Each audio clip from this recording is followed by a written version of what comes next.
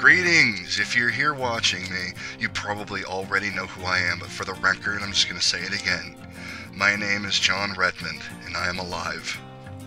I am from the same planet as all of you, planet called Earth, the pale blue dot that we might all be a little familiar with.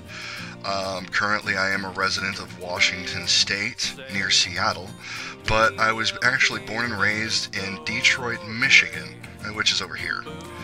This pic here, this is my family, specifically my grandparents and their 8 children, not including their wives and husbands. This guy down here is my Uncle Carl.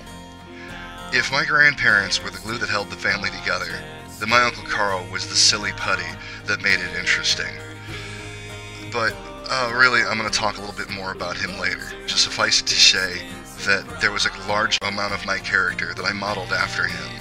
I very much idolized him, much like many of my uncles, but I really idolized him, and we'll talk more about him later. This picture right here is my brother's. The one on the left is Bill, the oldest one is the next one over, that's Dennis. Oh, that guy right there, he's me. Yeah, that's me at about 3 years old, but you know what, this isn't about me, so forget about that. This guy right here, that's Richard. He's 7 years older than me, I was born on his 7th birthday, and yeah, that's the man that I wanted to be. Really. I didn't just adore him, I didn't just worship him, and despite the crap that brothers always put each other through, I wanted to be him. He grew up just like any other child. He was a Boy Scout, he went to prom as any other kid would. He was a pretty decent kid, despite the fact that he had some kind of crap grades in high school. But he got married, this is his wife Julie, and really, because all 4 of us kind of went separate ways, well, it wasn't very often that we'd get any of us together for pictures like this one, which is 3 of us showing off one of his children. Yeah, so he got married pretty young, he had kids pretty young, but he didn't do half bad for himself until he got introduced to, well, some of the lesser aspects of life. You know, he used to talk about, you know, a little marijuana, that ain't gonna mess you up, but I mean, you know, look, with hair like this, really, you think that you had to have been on something to want to, you know, I'm sorry, but that was the 80s, I guess that was cool then. This is the most recent picture I have of him. This is the last time the 2 of us were together, actually. It was about 2009. And as you can see, he's not exactly the same man he used to be. For a guy who used to build himself up, push weights because there was nothing better to do in the 80s, and brag about how he was in a heavy metal band, which though he never was, but kids talked back then, stuff like that. He was now half his size, half his weight, and for once I was larger than him, considering he was a guy taller than me. I'm going to show you a picture of Richard now. Ready? This is it. This is all that's left of him. My brother got so messed up into drugs for a while. The marijuana did in fact lead to other drugs. He was doing a little cocaine here and there, popping some painkillers, and eventually it led him to heroin.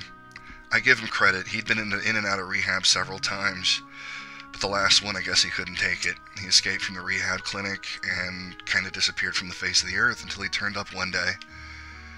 Very much dead. In fact, we didn't know about it. He died in October of 2012 in the basement of some crack house. It wasn't until December of 2012 when the John Doe that the police had in the morgue was positively identified. They contacted our mother and let her know that they needed her to come identify him, which she did. 39 years old, didn't even live to see his 40th birthday. You've got to imagine what that does to a mother. What that does to the brothers that idolized you. What was found in his system? Yeah, heroin, pain and sleeping meds. He had needles stuck in his toes when they found him because it was the only place he could stick the needles and still have a positive effect, if you'd call drugs a positive effect. He used to give me advice when I told him how he was my hero, even despite that he didn't do nearly as well in school as I did, and the fact that he had children a lot sooner than I did. He used to tell me, well, if I'm going to be your hero, please be because you're better than me. Don't be like me. Be better than me. Use me as an example how not to live. Don't turn into me. You could be so much better. Well, I wouldn't realize that until a decade later how right he was. I don't do well with drugs, and I never try. Sure, I smoked a few cigarettes here and there, and I drank a few beers, but I never became an alcoholic, because I listened to my brother. There are things I don't want to know about myself, because I don't want to be like him. This is the kind of thing that happens when you play with drugs. Think about it. Everyone says to themselves, you know, maybe just a little bit, or maybe I'll just dabble with it, or, you know, I can control the substance, it won't control me. But my brother was strong, the very definition of strong. And they got him too. Yeah, there are people that make successes in rehab, but they're few and far between. So, I mean, I don't mean to be just another one of those grown-ups that's going to preach to kids, drugs are bad, okay, don't you do drugs, without any experience about it. Do I have any real experience personally with drugs? No, not really. I've never let myself get messed up like that. But I know a great man who did. So with everything within me in the bottom of my heart, I can honestly tell you, say no to drugs. Because they tear families apart. This is what it did to mine. No mother should have to bury her own son, or in this case, cremate. But my mother did. It's been 18 months.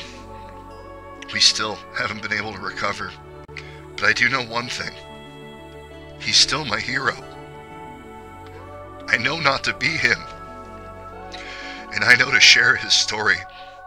If I can change and save one life, sharing the story. To share the understanding of the pain and the grief that can be caused by these kinds of substances.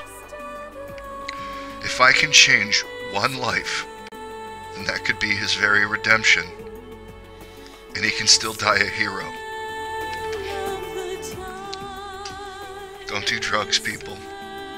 Stay away from them. It can end you. Oh, my Uncle Carl. I promised I'd talk about him too. Yeah.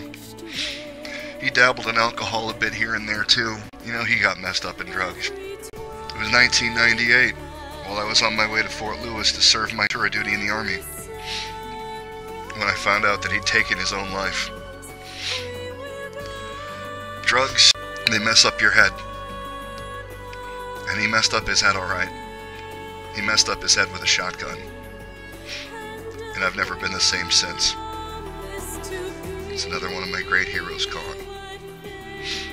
I could tell you about the statistics of each individual drug or their side effects, but none of them are nearly as important as this. Understand, 250,000 people on average die every year to drug-related deaths. Whether it's the illegal drugs or overdosing on even over-the-counter medications. 250,000 people die every year, and those numbers are getting bigger. It's getting worse. Please, do your part. Not just to not do drugs, but to spread a new kind of peer pressure. Pressure your peers not to, so that they can live, and you can live like I lived. Not like my brother lived. Not like my uncle